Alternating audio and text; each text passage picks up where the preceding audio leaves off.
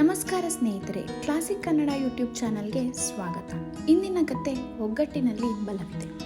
ಒಂದು ಊರು, ಅದರ ಪಕ್ಕದಲ್ಲೇ ಒಂದು ಕಾಡು. ಆ ಕಾಡಿನಲ್ಲಿ ಒಂದು ಸಿಂಹ ವಾಸವಾಗಿತ್ತು.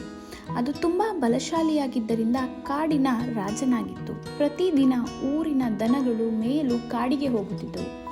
ಈ ದನಗಳ ಹಿಂಡಿನಲ್ಲಿ ಒಂದು ಹೋರಿ ಇತ್ತು. ಅದು ಕೂಡ ಬಲಶಾಲಿಯಾಗಿತ್ತು. ಆದ್ದರಿಂದ ಅದು ಗುಂಪಿನ ನಾಯಕನಾಗಿತ್ತು.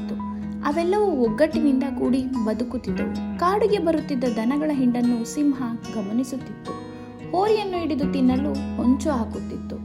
ದನಗಳೆಲ್ಲವೂ ಒಟ್ಟಿಗೆ ಇರುತ್ತಿದ್ದರಿಂದ ಅದರ ಆಸೆ ಕೈಗೂಡಲಿಲ್ಲ. ಸಿಂಹಕ್ಕೆ ತನ್ನ ಮಂತ್ರಿ ನರಿಯ ನೆನಪಾಗಿ ಅದನ್ನು ಕರೆಸಿ ತನ್ನ ಆಸೆಯನ್ನು ತಿಳಿಸಿತು. ನರಿ ಉಪಾಯವನ್ನು ಹೂಡಿದ ನಂತರ ದನದ ಹಿಂಡಿನ ಬಳಿಗೆ ಹೋಗಿ ಹೋರಿಯನ್ನು ಭೇಟಿ ಮಾಡಿತು. ಗೆಳೆಯ, ನೀನೆಂತಹ ಬಲಶಾಲಿ! ಈ ಕಾಡಿಗೆ ರಾಜನಾಗುವ ಅರ್ಹತೆ ನಿನಗಿದೆ. ಈ ಬಡಕಲು ದನಗಳ ಜೊತೆಗೆ ಏಕಿರುವೆ? ಹಿಂಡನ್ನು ಬಿಟ್ಟು ಬಾ, ನಾನು ಇರುವಲ್ಲಿ ತುಂಬ ಮೇವು ಇದೆ, ನೀನು ಸುಖವಾಗಿ ಇರಬಹುದು ಎಂದಿತು.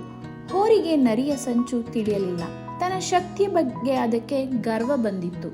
ಗುಂಪನ್ನು ಬಿಟ್ಟು ಹೊರಡಲು ನಿರ್ಧರಿಸಿತು. ಆಗ ಮುದಿಹಸು ಬುದ್ಧಿ ಹೇಳಿತು. ಹೋಗಬೇಡ ಮಗು, ನಾವೆಲ್ಲ ಒಟ್ಟಿಗೆ ಬಾಳುತ್ತಿದ್ದೇವೆ, ನೀನು ಒಬ್ಬನೇ ಹೊರಗೆ ಹೋದರೆ ಕಷ್ಟ ಎಂದಿತು. ಆದರೆ ಹೋರಿಗೆ ಮುದಿಹಸುವಿನ ಮಾತು ರುಚಿಸಲಿಲ್ಲ. ನರಿಯೊಡನೆ ಹೊರಟು ಬಿಟ್ಟಿತು.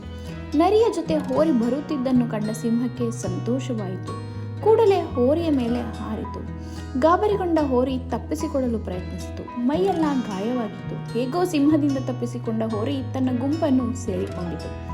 ಗಾಯಗೊಂಡಿದ್ದರಿಂದ ಹೋರಿಯನ್ನು ನೋಡಿ ದನಗಳಿಗೆ ಗಾಬರಿಯಾಯಿತು. ಮುದಿಹಸು ಹೋರಿಯನ್ನು ಸಂತೈಸಿತು. ಹೋರಿಗೆ ತನ್ನ ತಪ್ಪಿನ ಅರಿವಾಯಿತು. ಗುಂಪನ್ನು ಬಿಟ್ಟು ಹೋಗಿದ್ದಕ್ಕೆ ಪಶ್ಚಾತ್ತಾಪವಾಯಿತು. ಇದರಿಂದ ತಿಳಿದು ಬಂದ ನೀತಿ, ಒಗ್ಗಟ್ಟಿನಲ್ಲಿ ಬಲವಿದೆ.